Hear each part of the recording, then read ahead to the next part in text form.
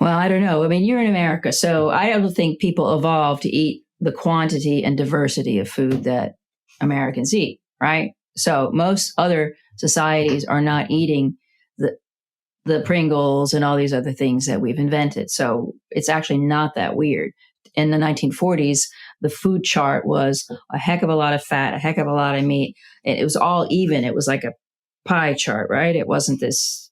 So it's really only modern society in certain areas, right, that would have a hard time.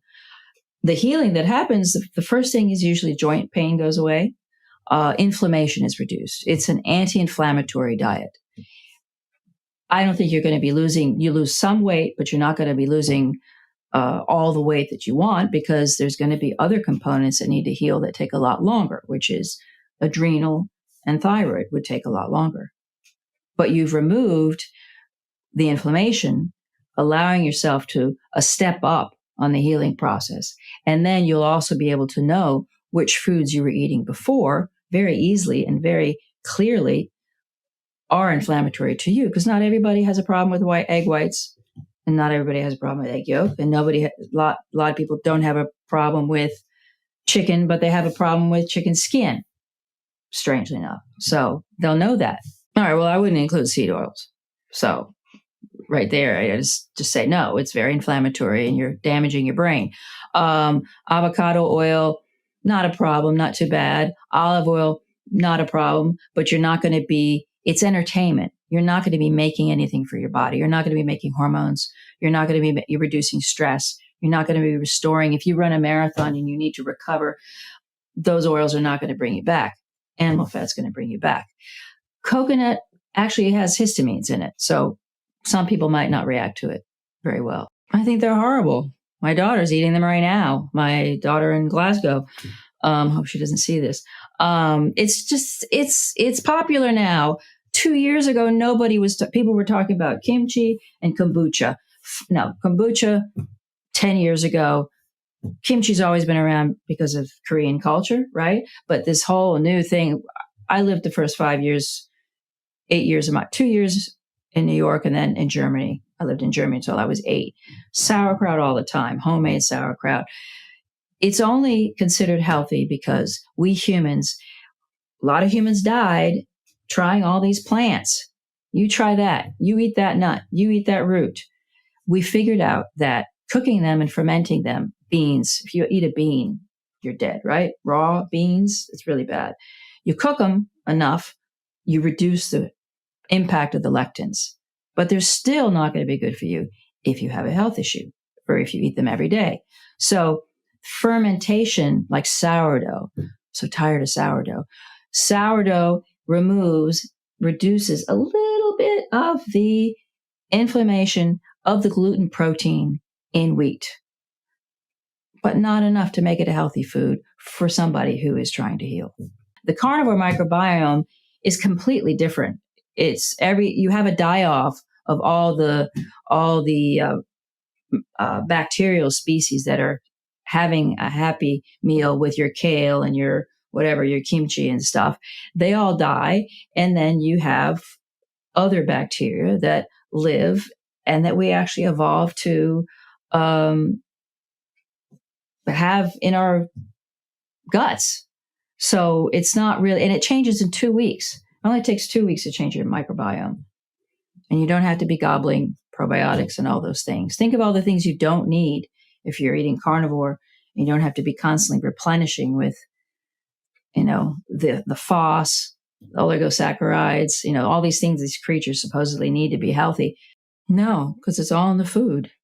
We evolved to eat this food. We evolved to eat meat, animal, flesh and fat. It's our world that makes us iodine deficient. So the vitamin D is in the fat you eat.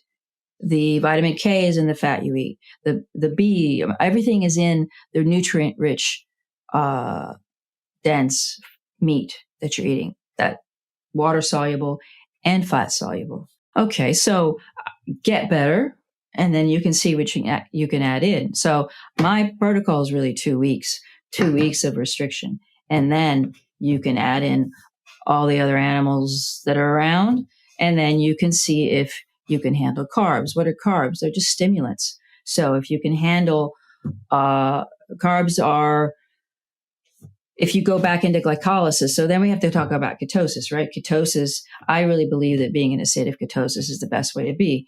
My mother had Alzheimer's. I don't want to have it. So I'm eating this way to ensure that I have no neurological issues. If I have an ice cream once every 2 weeks, that's not going to mean I'm going to have Alzheimer's. I'll be in ketosis, 8 hours later. So it's more, you talk about nuances. It's the nuance of how much you're going to eat of this stuff that, I don't eat only, I was just in Glasgow visiting we were babysitting my grandson for a month. We had a scone with butter and jam because we were in Glasgow. It's, we wanted to try it. So this is not like you have to do this all the time. But I don't have anything I'm trying to fix. Now, let's say lettuce has nothing in it. It's chlorophyll and water. It's not going to hurt you. There's so many plants that will hurt you if you're trying to heal. Why don't you get healed first? Try eliminating a lot of these things. So many people feel better eliminating most of it. And then if you get to where you want to be, I say add a suboptimum food every 4 days and see if it goes on your no list.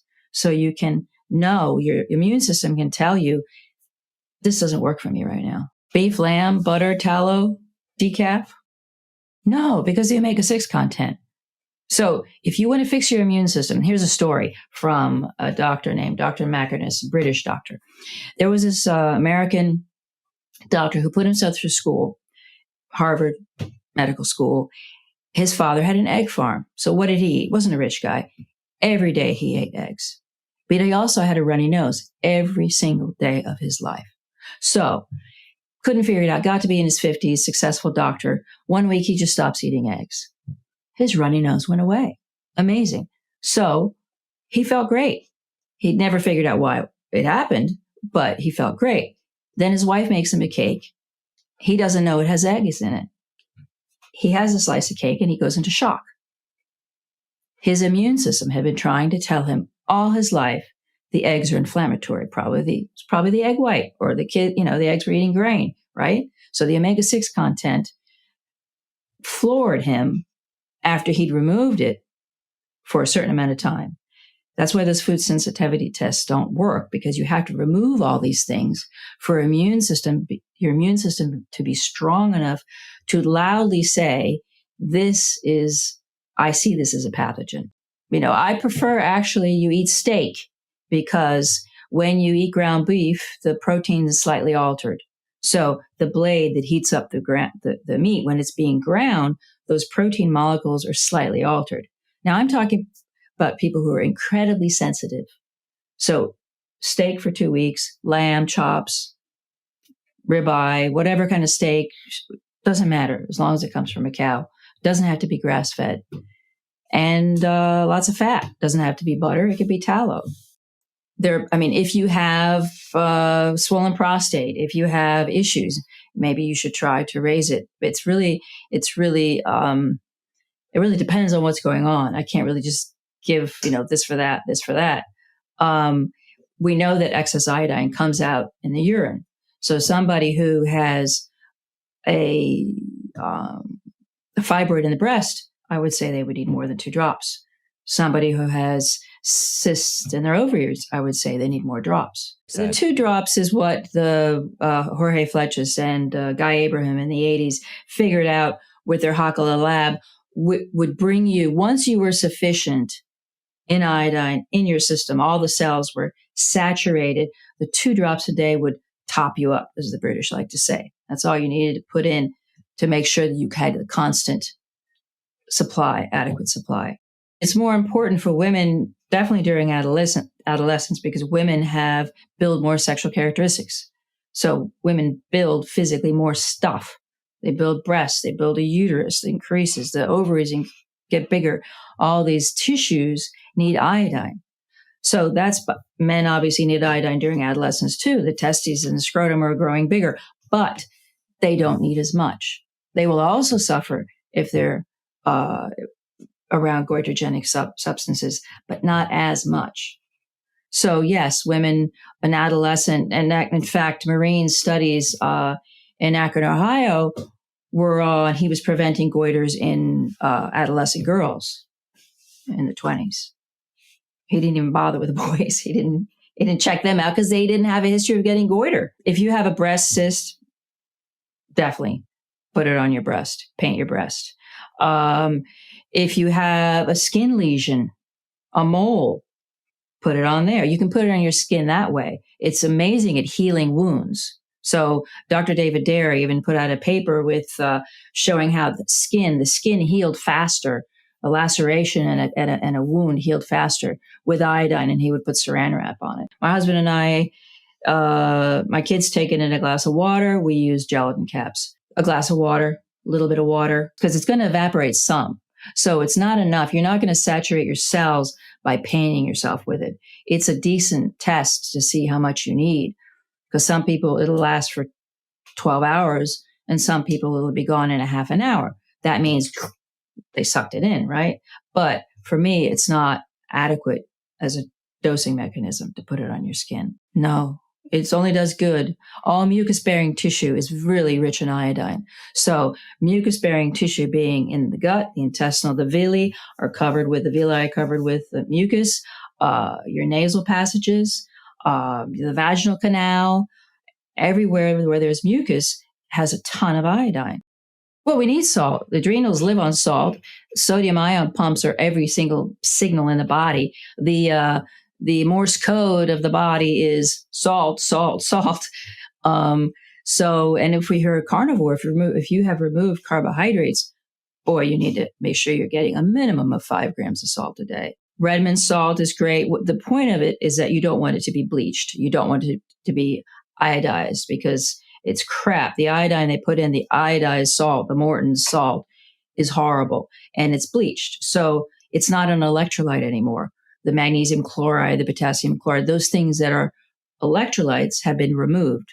They have been eliminated. So that is not healthy salt. Since Theodore Kocher had a reaction to probably a halide toxicity, he had some potassium iodide in 1890 or 1910, something like that. He was a thyroidologist, a Swiss thyroidologist. So he had a lot of work because the Swiss all had goiters.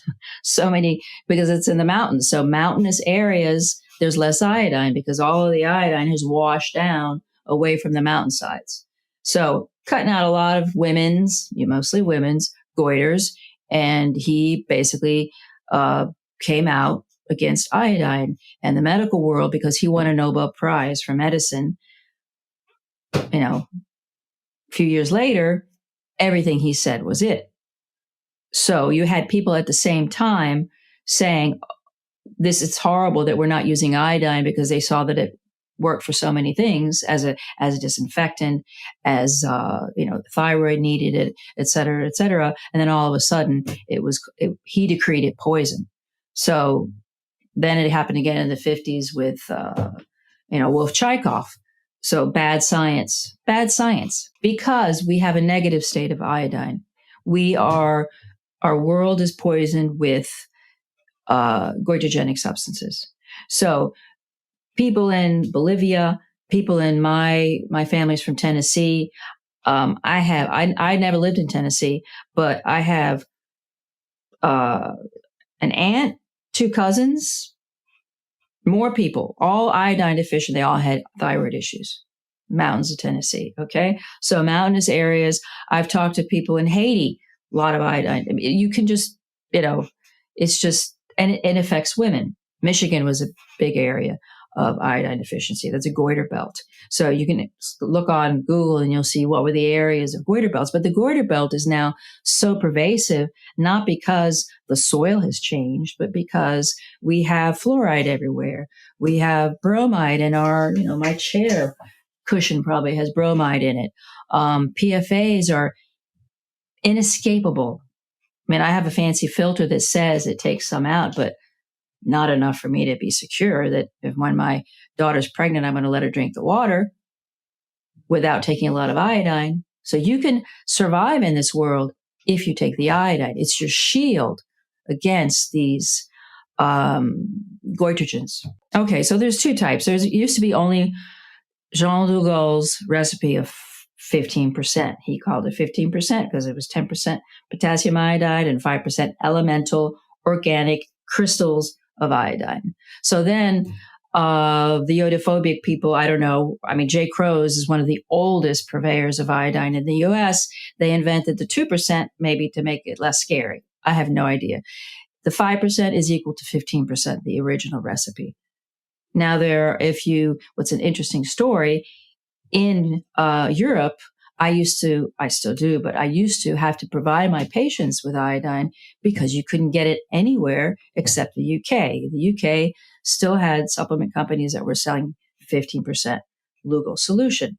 Europe, nowhere. So as soon as COVID hit, I didn't have to make it for them anymore. Every single Amazon in Europe started selling Lugol's iodine, 5%, 2%, 7%, because it's an antiviral. So nobody talks about it. And everybody says iodine is bad, but boom, all the Amazons are selling it because it's a known, scientifically proven antiviral. The real issue here is that if you have a goiter and you don't know it, if you have a thyroid nodule and you don't know it, if it hasn't been diagnosed, the iodine will be like a kick in the butt to your thyroid. Your thyroid will all of a sudden might wait. Some people will have palpitations. That's like a worst case scenario. So 1 drop of iodine could make your thyroid suddenly start trying to work. It's limping and now it's trying to run. So for some people that doesn't feel good. And then you have to do a detox process. Otherwise, everybody should start with the two drops of the 5%. So I have patients who are very ill. There's a degree to what you need to do. It depends on what you're trying to fix. Some people need to be very restrictive.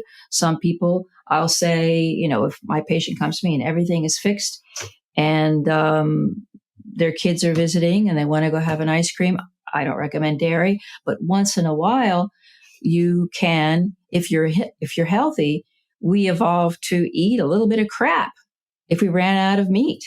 So it depends on how healthy we are, that 90% of the time we're eating just this great food. If we are able to get it, a little bit of the time we might eat some crap. It shouldn't hurt us. I have 3 kids, but one of them is a teacher in Athens, and I sent him a crock pot so he can get cheaper cuts of meat.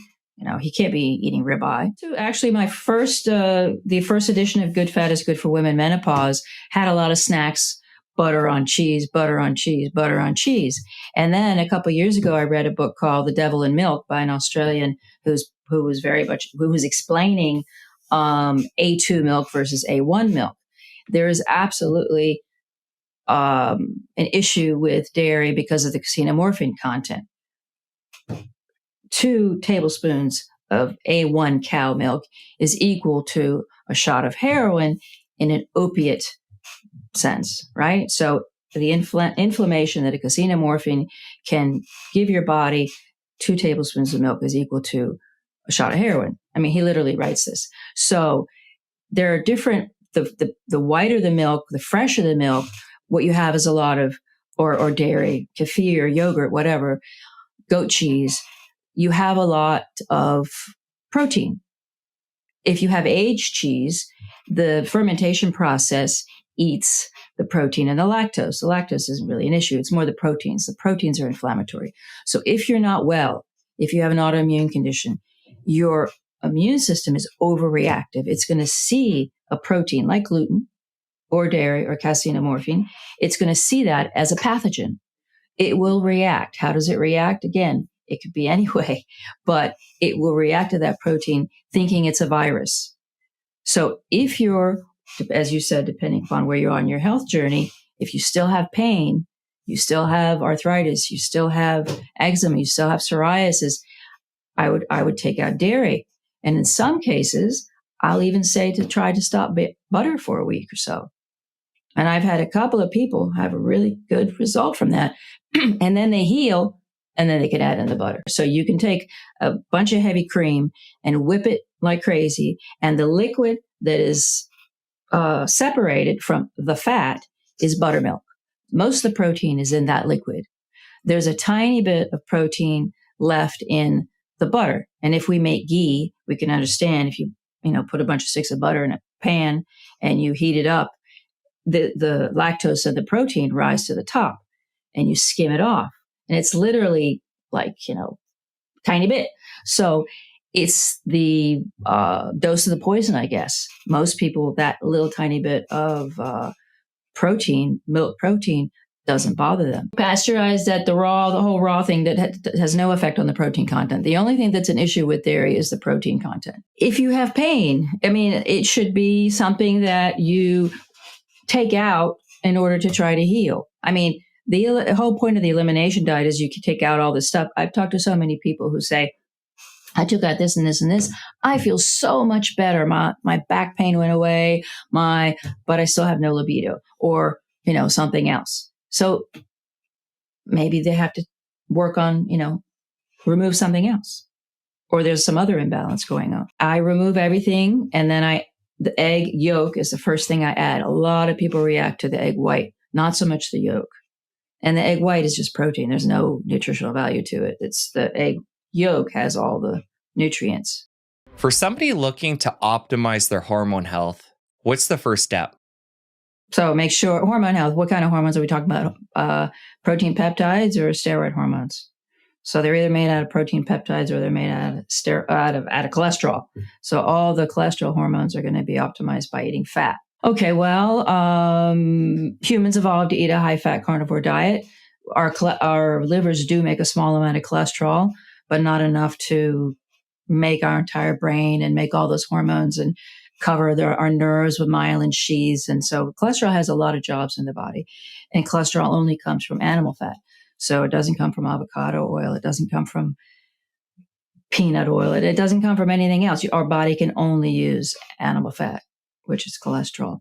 And those hormones are made out of cholesterol. So the steroid hormone cascade, which starts as cholesterol, then becomes pregnenolone, then becomes, there's on the left side, you have on the cascade, you have the immune system and the stress response.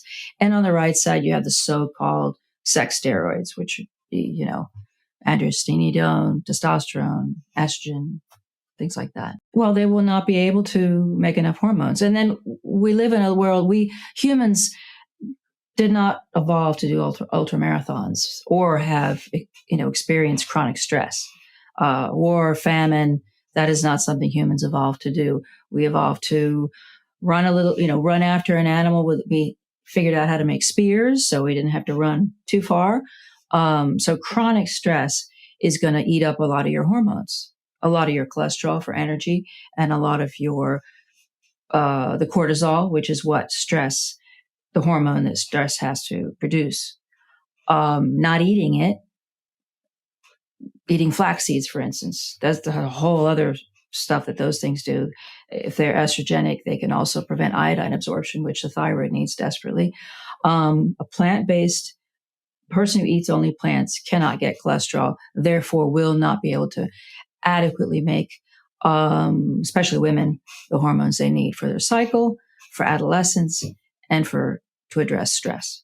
I've been high-fat carnivore for 9 years. I am 61, going on 62 in a couple of months. I started high-fat carnivore at 52 when I went into menopause. I just took out the little bit of plants that I had in my diet. I wake up in the morning, I drink decaffeinated coffee because I don't want any stimulants. I whip it with a bunch of butter. I go paddleboarding for 6 to 7K. I come back, work, have lunch, piece of steak. I snack on butter. I snack on beef jerky. I snack on pieces of fat. Dinner, piece of steak. And that's very simple for me. My husband likes a little bit of chicken, likes eggs, loves eggs, but that's pretty much what I eat. And I feel good that way. That doesn't mean every woman has to eat as restricted as I do. There are plenty of animals. I live on the sea. I could be eating fish, but I don't really feel as nourished eating fish. I would say ruminant would be on top, beef, lamb, bison, goat. Oh, goat takes a long time to cook because they eat grass. Sheep, they eat grass. So whatever eats grass is, as some influencers like to say, they're pre-digesting the plants that we're not eating. They don't have omega-6. So an animal, chickens are supposed to eat worms and bugs, right? So they don't get to eat worms and bugs because it's not profitable for them to be out. They can be out, not in cages, but they're not getting worms and bugs only. So their flesh and the eggs have a higher amount of omega-6, which to me isn't going to be damaging because I don't have any health issues. But to somebody who has, say, Hashimoto's or rheumatoid arthritis or any kind of inflammatory issue, that could trigger the cortisol, steroid hormone immune response to have a reaction. And that could be anything. It could be eczema. It could be joint pain. It could be anything the sympathetic nervous system can throw at you.